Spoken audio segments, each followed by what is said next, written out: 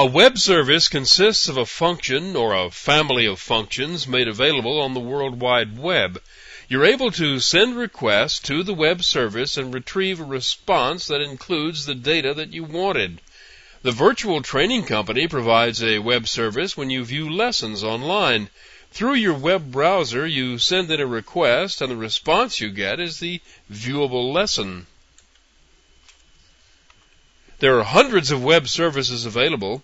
You can get stock quotes, mortgage rates, language translations, golf handicap calculations, area codes for cities, airport information, currency conversions, and so on.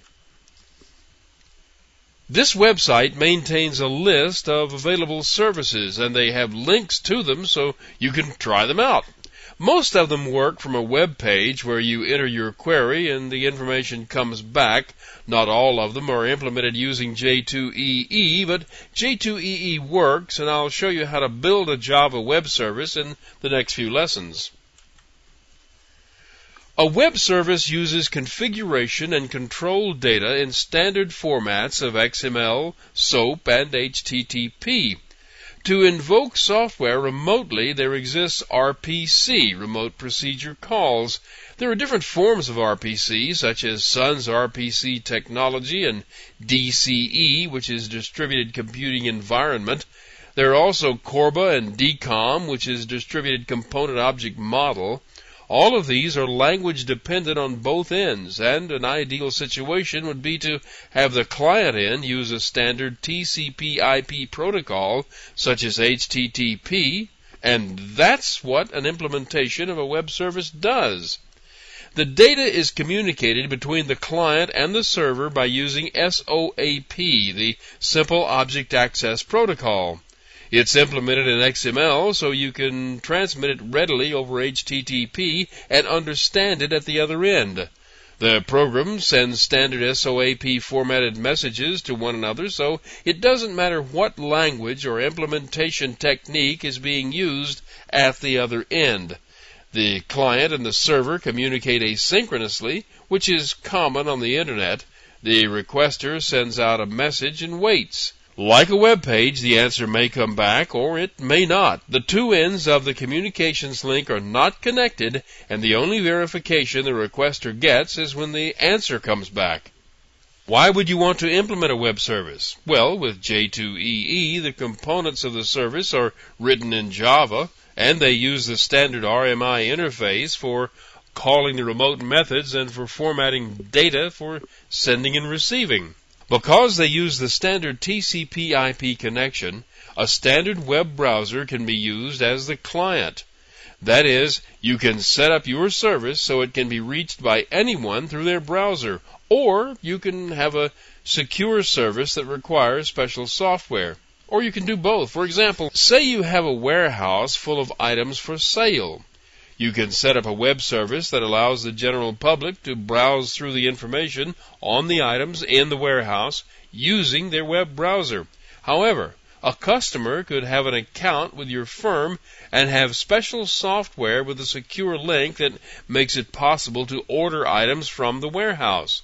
This arrangement has proven useful for wholesalers who have a specific list of large customers. As I'm sure you know, the TCP/IP software installed on your computer is a stack.